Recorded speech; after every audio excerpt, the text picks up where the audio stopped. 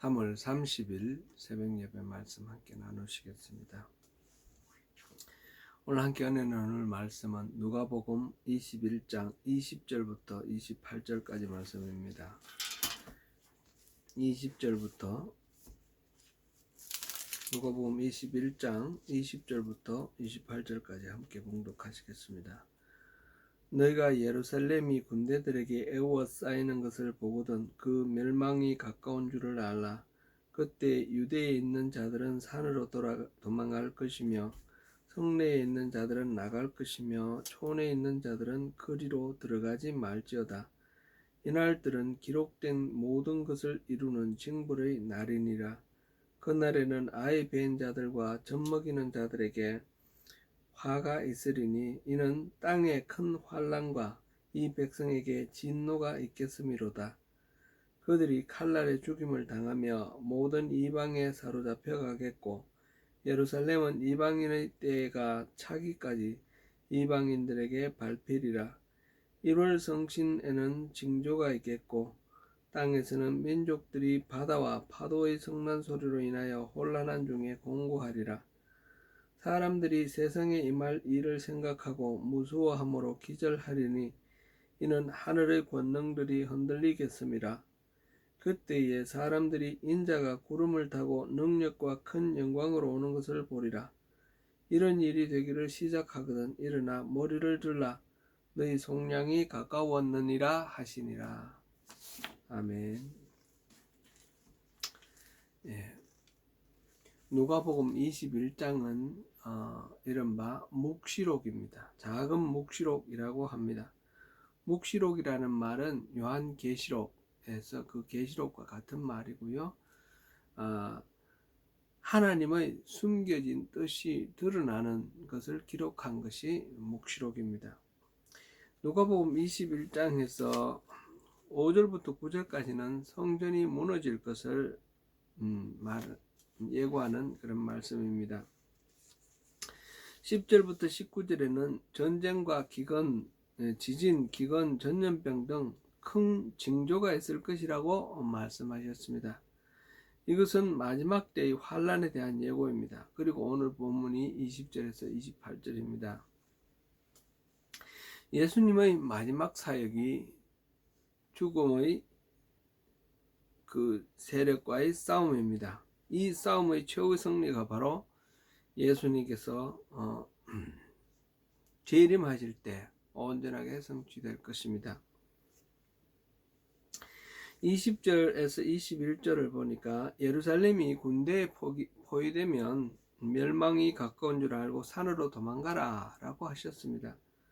그래서 성내에 있는 사람은 나가고 졸락에 있는 사람들은 들어오지 말라 하셨습니다.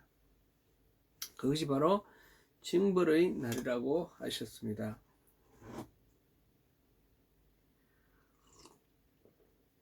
예수님의 이 예언은 역사상 AD 70년에 성취된 것으로 봅니다. 로마 장군 디도는 예루살렘을 포위하여 3년에 걸친 공격을 하였고 마침내 성을 함락한 후에 성전과 성을 완전히 파괴시켰습니다. 누가복음 21장 6절 말씀에 돌 위에 돌 하나도 남지 않는다 그랬는데 바로 그 말씀처럼 철저하게 로마 제국 군대가 예루살렘을 파괴를 했습니다.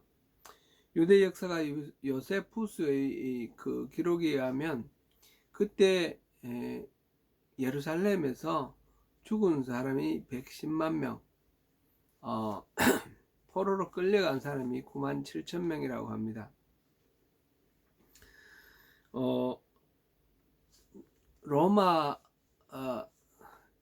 로마에 가면 콜로세움이 있죠. 원형 경기장. 콜로세움 바로 북쪽에 보면 디도의 개선문이 있습니다. 그 디도의 개선문에 보면 포로로 끌려간 이 유대인들 그 노예가 부조로 이렇게 새겨져 있고 그때 성전에서 또 빼앗아간 그 노획물 특별히 성전에 있는 그 금촛대 있죠. 그 메노아라고 그러는데 금촛대가 이렇게 부조로 새겨져 있습니다. 그때 포로로 끌려온 유대인 노예들이 이 콜로세움을 만든 그 노동력이었다, 그렇게 전해집니다. 예루살렘이 로마군에 의해 포위되었을 때 오늘 본문에 기록된 예수님 말씀대로 교회 지도자들은 기독교인들에게 예루살렘을 떠나 산으로 도망하라고 했고, 실제로 예루살렘과 성전이 철저히 파괴되고 유대인들이 참혹하게 살해되었을 때에 기독교도들은 포함되지 않았다고 합니다. 이 사건을 통하여 우리가 또 생각해 볼 것은 눈에 보이는 성전, 그 성전이 있으니까 이 예루살렘이 망하지 않을 것이다 그러고 끝까지 그곳에서 버티다가 죽었는데, 그 눈에 보이는 성전이 중요한 것이 아니라 하나님의 말씀을 따르고 순종하는 것이 중요하다라는 것을 우리가 또 생각해 볼 수 있습니다. 22절에는 이러한 표현 끝에 이런 날을 징벌의 날이다, 이렇게 표현하고 있습니다. 징벌의 날이라는 것은 하나님께서 이스라엘의 그 범죄를 마침내 벌을 주어 징계하시는 날, 심판의 날이다 라는 뜻입니다. 구약 성경에는 여러 번 이런 징계의 날이 예고되어 있는데 그 날이 바로 임박했다는 뜻입니다. 대표적으로 호세아 9장 7절을 보시겠습니다. 형벌의 날이 이르렀고 보응의 날이 온 것을 이스라엘이 알지라. 선지자가 어리석었고 신에 감동하는 자가 미쳤나니 이는 내 죄악이 많고 내 원함이 크밀이라. 호세아가 말하는 바는 이스라엘이 하나님 앞에 정직하지 않고 우상을 숭배했기 때문에 그 죄에 대한 형벌의 날이 곧 임할 것이라는 경고의 말씀입니다. 이 말씀은 역사적으로 BC 722년에 아시리아에 의해서 북왕국 이스라엘이 멸망한 것으로 성취되었습니다. 그러나 하나님의 말씀은 북이스라엘의 멸망으로 끝나지 않았습니다. 이것은 예언의 확장이라고 표현을 하는데 하나님의 말씀은 살아있어서 계속 확장한다는 뜻입니다. 그 징벌의 날은 AD 70년에 예루살렘이 철저히 멸망당하는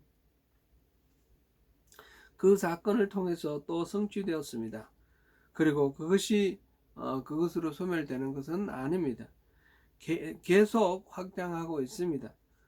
마지막 날 때에 환란의 때까지 계속해서 이 말씀은 확장되어 나갈 것입니다. 예수님은 그 징벌의 날에 그들에게 미칠 화가 매우 클 것이라고 말씀하셨습니다. 그리고 모든 백성들이 이방에게 사로잡혀 가겠고 예루살렘은 이방인의 때가 차기까지 이방인들의 발에 밟힐 것이다, 그렇게 말씀하셨습니다. 24절입니다.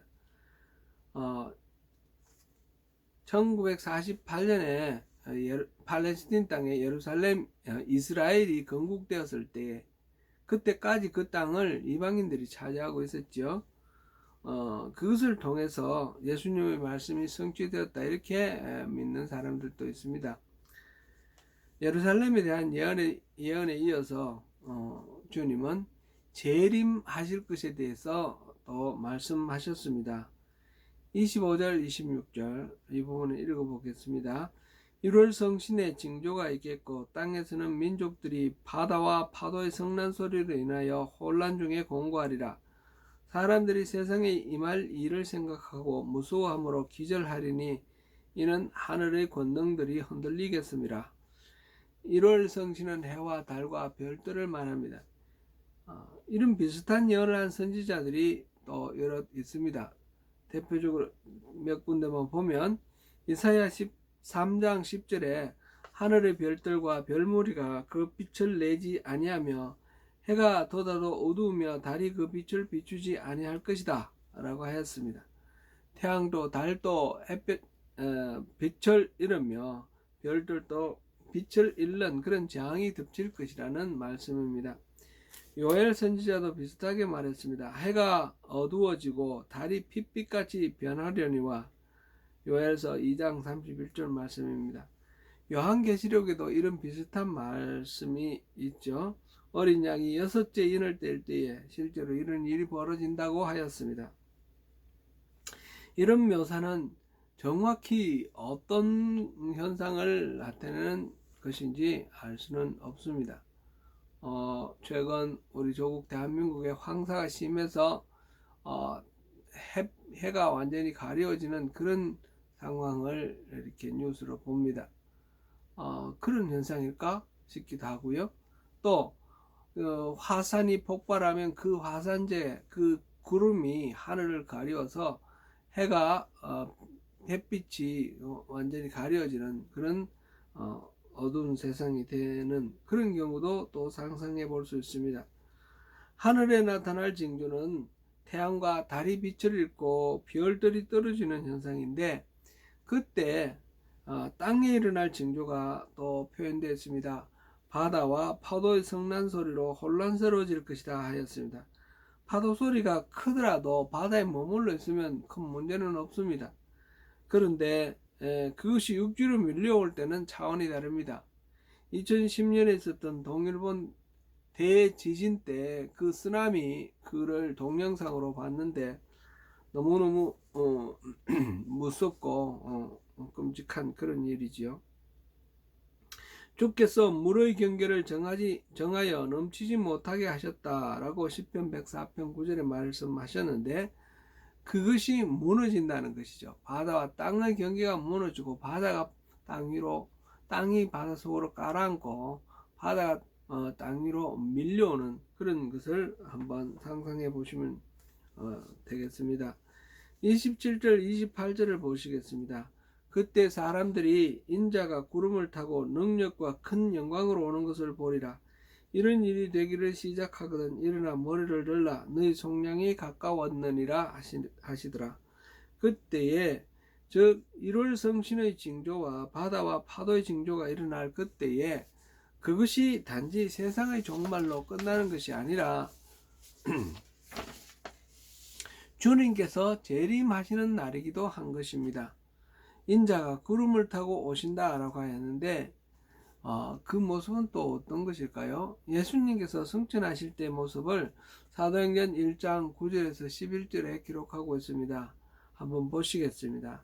이 말씀을 마치시고 그들이 보는 데 올려져 가시니 구름이 그를 가리어 보이지 않게 하더라. 올라가실 때 제자들이 자세히 하늘을 쳐다보고 있는데 흰 옷 입은 두 사람이 그들 곁에 서서 이르되 갈릴리 사람들아 어찌하여 서서 하늘을 쳐다보느냐. 너희 가운데서 하늘로 올려지신 이 예수는 하늘로 가심을 본 그대로 오시리라 하였느니라. 예수님이 올려가신 그 하늘은 우리 고개를 쳐다보면 구름이 떠다니는 저 스카이 저 어느 구석이 아닙니다. 분명히 예수님 어느 그곳을 스카이를 말씀하시는 것이 아니라 하나님의 나라 헤븐을 말씀하십니다. 올라가실 때 모습, 다시 오실 때의 모습이 정확히 어떤 모습일지는 말을 들어도 상상이 잘 되지는 않습니다. 전하는 사람도 아마 그랬을지 모르겠습니다. 그런데 여기서 정작 중요한 것은 그 모습이 아니라 그 다음 말이라는 것이죠.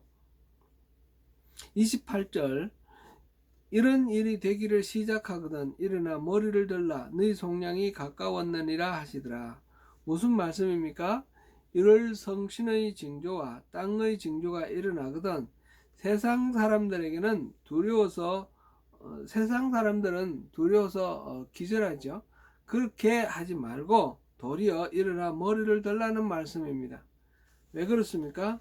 주님이 재림하시는 그날은 세상에는 심판과 멸망의 날이지만 우리 믿는 그리스도인들에게는 바로 속량의 날, 구원의 날이기 때문입니다. 구원의 확신을 품고 있으면 주님이 다시 오시는 재림에 대하여 두려움이 아니라 소망을 가지고 맞이할 수 있습니다. 바로 그날은 우리 주님 예수님의 승리의 날, 승리가 완성되는 날, 우리가 그 승리를 누리게 되는 날이기 때문입니다. 사랑하는 성도 여러분, 언제 어떤 상황에서 맞이하게 될지 모르는 마지막 때를 생각할 때에 두려움이 아니라 주님의 약속을 확실히 붙잡고 설레임과 기쁨으로 맞이할 수 있기를 축복합니다. 고개를 당당히 들고 일어서서 예루살렘에 들어가시는 주님을 환영하던 사람들이 종려나무 가지를 꺾어 흔들며 호산나 만세를 불렀듯이 우리 또한 환호하며 주님을 맞이하시는 저와 여러분이 되시기를 축원합니다. 감사합니다.